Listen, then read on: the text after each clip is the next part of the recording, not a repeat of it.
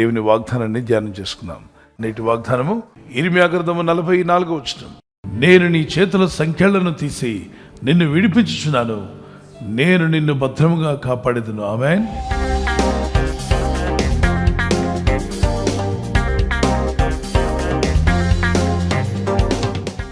పౌలు శీల వారు సువార్త చేయడానికి వెళ్ళినప్పుడు అక్కడ పుతోను దెయ్యం పట్టిన ఒక అమ్మాయి కనిపించింది. రోజు ఆమె అంటుంది, ఆ దెయ్యం పట్టిన ఆవిడ, ఇదిగో వీరు సర్వోన్నతుని దేవుని రక్షణ సువార్త ప్రకటించే మనుషులు. ఆ ఇద్దరు మనుషులు ఎవరంటే దేవుని రక్షణ సువార్త మీకు ప్రకటించడానికి వచ్చారని సోది చెప్పే అమ్మాయి చెప్తుంది. ఆ అమ్మాయి ఎప్పుడు వీళ్ళని చూడలా. మరి ఎవరు చెప్తున్నారు? నిజమే చెప్తుంది, అబద్ధం అట్లా. రోజు అలా చెప్తుందట. పౌలు గారు అటు వెళ్ళినా చెప్తుంది, ఇటు నుండి వస్తున్నా చెప్తుంది. ఎలా చెప్పగలిగింది? దెయ్యాలకు మన అడ్రస్లు తెలుసు, మరి ఏ పని మీద బయలుదేరాం కూడా తెలుసు. ఆ దురాత్మను అపోజిట్ పౌలున్నాడు, ఓ దెయ్యపాత్మ, ఈ అమ్మాయిని విడిచిపో అని చెప్పన్నాడు. మనమైతే ఏం చెప్పి ఉండేవాళ్ళం? చూసారా మనుషులారా, ఆ అమ్మాయి ఎప్పుడు మమ్మల్ని చూడలేదు, మా గురించి ఎంత బాగా సాక్ష్యం చెప్తుంది అని చెప్పి మనం పొగిడేవాళ్ళమేమో. మన గురించి దెయ్యాలు సాక్ష్యం చెప్పినా అంగీకరించకూడదు. దెయ్యాలు ఎప్పటికైనా దెయ్యాలే, మనకు కావాల్సిన దేవుని సాక్ష్యం అన్నవారు గట్టిగా దేవునికి స్తోత్రం చెప్దాం. Praise the Lord. అలా గద్దించినందుకు ఆ ఊర్లో ఉన్న వాళ్ళందరూ కలిసి పౌలును శీలను బంధించి గాయపరిచి జైల్లో పెట్టారు. వారు సువార్త చెప్పడానికి వచ్చారు, మేలు చేయడానికి వచ్చారు. కానీ అక్కడున్న వాళ్ళు ఏం ఆలోచించారంటే, ఈ మనుషులు గద్దిస్తే దెయ్యాలు పోతున్నాయి, మన సోది చెప్పే అమ్మాయిలో దెయ్యం పోయింది. ఆ అమ్మాయి లేచి కూర్చున్నాక, ఇప్పుడు చెప్పమ్మా సోది అంటే, నాకు ఏ సోది రావట్లేదని చెప్పింది. కాదమ్మా, ఇప్పటిదాకా అన్నీ చెప్పేదానివిగా, మా గేదె ఎక్కడికి పోయింది, మా ఆవు ఎక్కడికి పోయింది, మా అబ్బాయి ఎక్కడికి పోయాడు, మా భర్త ఎక్కడ తిరుగుతున్నాడు, అన్నీ చెప్పేదానివి కదా, ఇప్పుడు చెప్పు తల్లి అంటే, నాకు ఏ సోది రావట్లేదు, ఆకలేస్తుందని చెప్పిందంట. అప్పుడు వాళ్ళు అర్థం చేసుకున్నారు, ఈ అమ్మాయిలో నా స్పిరిట్ని వెళ్ళగొట్టాడు ఈ పౌలు గారని. అతని దగ్గరకు వచ్చి అడగాల్సింది, అయ్యా పౌలు, ఇలా వెళ్ళగొట్టావు ఏంటి? ఈ దెయ్యాలను వెళ్ళగొట్టే శక్తి నీకు ఎక్కడి వచ్చింది? మాకు ఆ దేవుని గురించి పరిచయం చేయవా అని అడగాల్సింది. అడగకుండా అతను, యజమానుడు వ్యాపారం దెబ్బతిన్నది, నా వ్యాపారం నష్టం వచ్చింది కాబట్టి ఈ పౌలు గారిని గాయపరచమని ఊరందరిని రేకెత్తించాడు. ఊరిలో ఉన్న అమాయకులు కూడా ఏది నిజాలు తెలుసుకోకుండా ఒక అతను వ్యాపారస్తుడు కేకలేశాడని అతనితో పాటు అందరూ పరిగెత్తుకుంటూ వచ్చారు. పొలోమని వచ్చి అందరూ కలిసి వీరి మీద పడి గొడవ పెట్టారు. వారు జైల్లో పెట్టబడినప్పుడు వారు దేవుని స్తుతించారట. ఎందుకు దేవా, నీ సువార్తకు వెళ్తే గాయాలు, నీవు సువార్తకు వెళ్తే అవమానాలు ఎందుకు మాకు ఈ హింస? మా కాళ్ళను ఆ చెక్కల మధ్యలో పెట్టి బంధించారు కదా, ఎందుకు మాకు ఈ శ్రమ ఎదురైందని అనలేదు. వారు ఒకటే చెప్పారు, అయితే ఆ మధ్యరాత్రి వేళ పౌలును శీలయు దేవునికి ప్రార్థించుచు కీర్తనలు పాడుచుండేది, ఖైదీలు వినుచుండేది. అప్పుడు అకస్మాత్తుగా మహాభూకంపం కలిగింది. చెరసాలలో పునాదులు అదిరినవి. చెరసాల పునాదులు అదిరిపోయాయి. వెంటనే తలుపులన్నీ తెరుచుకొనెను, అందరి బంధకములు ఊడెను. ప్రార్థించి స్తుతించినప్పుడు ఏం జరిగింది పిల్లరా? భూకంపం వచ్చింది, అంటే భూమి కంపించింది. రెండవది, చెరసాల పునాదులు అదిరినవి, పునాదులు కూడా అదిరిపోయాయి. మూడవది, తలుపులన్నీ తెరుచుకున్నాయి. నాలుగవది, అందరి బంధకాలు తెగిపోయాయి. దేవునికి స్తోత్రం కలుగును గాక. అంటే శ్రమల్లో, కష్టాల్లో, అవమానంలో ఉన్నప్పుడు మీరు ఒక జైల్లో పెట్టబడినట్టుగా ఉందా మీ పరిస్థితి? ఒక అప్పులు బాధ అనే జైల్లో ఉన్నారా? లేదు, ఇంటి చుట్టూ అవమానాలు అనే ప్రిజన్లో ఉన్నట్టుగా జైల్లో ఉన్నట్టుగా అనిపిస్తుందా? ఇబ్బందులు, కష్టము, వ్యాధి, రోగం అనే ఒక జైల్లో ఉన్నట్టుగా మీకుందా? అయితే మీరు ప్రార్థించండి, స్తుతించండి. అప్పుడు ఏమవుతుందో తెలుసా? సాతాను పునాదులు కదిలిపోతాయి పిల్లరా. అంత మాత్రమే కాదు, మీకున్న బంధకాలు తెగిపోతాయి, తలుపులన్నీ తెరవబడతాయి, మార్గములు సరళమవుతాయి. ఒక కీర్తన పాడుకుందాం. పౌలు శీలను బంధించి చెరసాలలో వేసిన, పౌలు శీలను బంధించి చెరసాలలో వేసిన, పాటలతో ప్రార్థించగా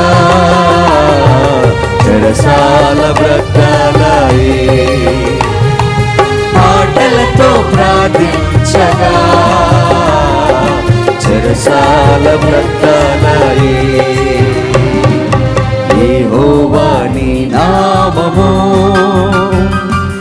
ఎంతో బలమైనది, ఎంతో బలమైనది, ఎంతో బలమైనది. ఆ జైలు అధికారి పరిగెత్తుకుంటూ వచ్చాడు. అతను కత్తి తీసుకొని, జైల్లో ఉన్న వాళ్ళందరూ పారిపోతే ఇప్పుడు నన్ను పై అధికారులు పట్టుకుని నన్ను ఉరేస్తారు కదా, ఈ జైలు వీళ్ళందరినీ కాపాడు, జాగ్రత్త చూసుకో, నేరస్తుల నుంచి నాకు అప్పగించారు. ఆ రోజున అంత తీవ్రంగా ఉండేది. ఒక్క దొంగ పోయినా ఇతను చంపేస్తారు, ఇంకెందుకు నా బ్రతుకు, వారి చేతుల్లో పడి వారు నా మెడలు నరికేస్తారు. కాబట్టి భార్య బిడ్డలందరిని రెడీ చేశాడు. కత్తులు తీసుకున్నారు. 1 2 3 అంటాను, పేగలు కోసేసుకోమన్నాడు. వాళ్ళు ఆ పని చేయడానికి కత్తులు పట్టుకొని రెడీగా ఉన్నారు. పౌలు గారు బయటికి, ఎందుకో దేవుని ఆత్మానికి చెప్పింది బయటికి వెళ్ళమని, బయటికి వెళ్ళాడు. గమనించగానే పౌలు గట్టిగా కేక వేశాడు, జైలాధికారి ఆత్మహత్య చేసుకోవద్దు, ప్రాణం తీసుకోదాగో. నువ్వు ప్రాణం తీసుకొని ఏం సాధించలేవు. నీ సమస్యకు పరిష్కారం ప్రాణం తీసుకోవడం కాదు. అయ్యా, అందరూ పారిపోయారు కదా, దొంగలు పోతే నన్ను చంపేస్తారు కదా నా పై అధికారులు అంటే, భయపడకు. ఒక్కడు కూడా ఎక్కడికి పోలా. నేను మాతో ఉన్న వాళ్ళంతా ఇక్కడే ఉన్నారు, లెక్క పెట్టుకోవాలంటే. ఎవరయ్యా మీరు? రాత్రంతా మీ ప్రార్థనలు పాటలు విన్నాను. ఏమిటో అనవసరంగా మిమ్మల్ని పడేశారనుకున్నాను. ఎవరో కుట్రబన్ని మీలాంటి భక్తులను లోపల పడేశారు, నాకు అర్థమైపోయింది. నేను జైలాధికారి, నేనేం చేస్తాను చెప్పండి? వాళ్ళు ఉంచమన్నారు కాబట్టి మిమ్మల్ని పెట్టాం.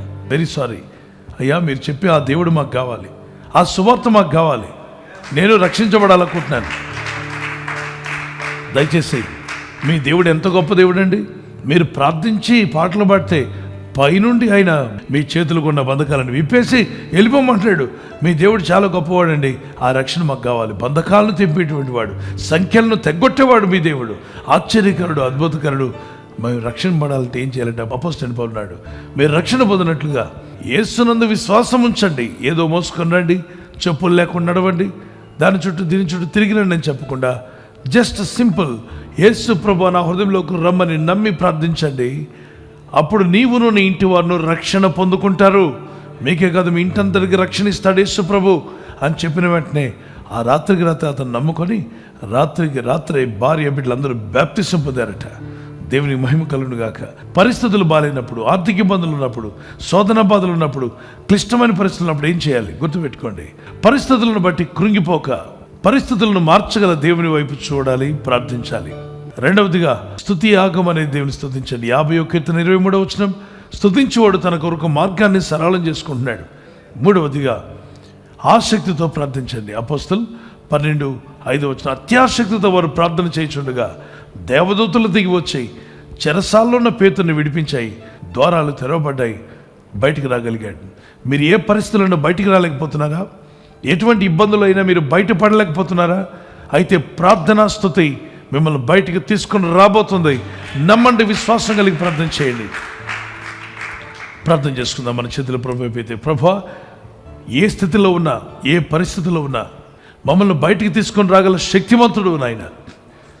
పౌలు శీల జైల్లో ఉన్నప్పుడు వారి బంధకాలు తెగిపోయాయి, వారిని పెట్టిన గదులు ద్వారాలు తెరవబడ్డాయి, భూకంపం కలిగింది. దీనికి గల కారణం కష్టంలో కూడా వారు స్తుతించారు, ప్రార్థించారు. బాధల్లో కూడా వారు ప్రార్థించారు, స్తుతించారు. కానీ వారు నీ మీద సనగలేదు తండ్రి. ఆ murmuring spirit get out of our people in Jesus name. ఏ విషయం గురించి కూడా మర్మరింగ్ చేయకుండా, సనగకుండా ప్రభువుని స్తుతించే జీవితాలు వారికి దయచేయండి. చెరసాల్లో ఉన్న పేతురు బయటికి రావడానికి ఆసక్తి గల ప్రార్థన సంఘం చేసినట్టుగా మేమంతా ఆసక్తి గల ప్రార్థిస్తుండగా ఈ ప్రజలు చేస్తున్న ప్రయత్నాలు ఫలింపచేయండి. ఈరోజు ప్రార్థించి ప్రయత్నించబోతున్న శంకుస్థాపన అయిన, గృహప్రవేశమైన, ఒక బిజినెస్ ప్రారంభిస్తున్నా, ఉద్యోగ ప్రారంభానికి వెళ్తున్నా, ఒక మంచి కార్యక్రమాన్ని ప్రారంభిస్తుండగా, నేను వారి బిడ్డల వివాహం కొరకు ప్రయత్నాలు చేస్తుండగా వారు చేస్తున్న ప్రయత్నాలు ఫలించలాగున మీ దూతలకు ఆజ్ఞాపించండి. మీరు ఆజ్ఞాపిస్తే కార్యాలు జరుగుతానైనా.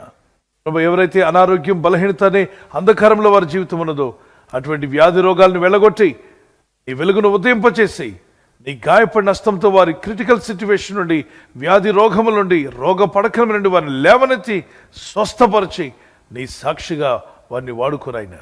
ప్రయాణం చేసి బయటికి వెళ్తున్న వారు మళ్ళీ తిరిగి క్షేమంగా ఇళ్లకు వచ్చేందుకు సాయం దయచేయండి. మా ప్రయాణాల్లో నీ కాపుదలు ఇవ్వండి. ఎటువంటి యాక్సిడెంట్స్ కానీ, ప్రమాదాలు కానీ గురి కాకుండా నీ కాపుదలు యేసు నామములో ప్రతి ఒక్కరికి కలుగునుగాక. మా ప్రార్థనలు విని అందరి బంధకాలు తెగిపోవాలి మా తండ్రి. ప్రతి ఒక్కరి బంధకాలు తెగిపోవాలి. వారు ఇబ్బందుల్లో నుండి వారు బయటపడగలగాలి, శోధనలో నుండి వారు బయటపడాలి. శత్రువులు బారి నుండి వారందరూ బయటపట్టుకు మార్గం సరళం చేసి మహిమ పొందమని, నేడే రక్షణ దినమని, రక్షణ పొందిన వారు తెలుసుకుని రక్షింపబట్టుకు కృపనిమ్మని క్రీస్తు యేసు నామములో అడిగి వేడుకుంటున్నాం మా పరలోకపు తండ్రి. ఆమేన్.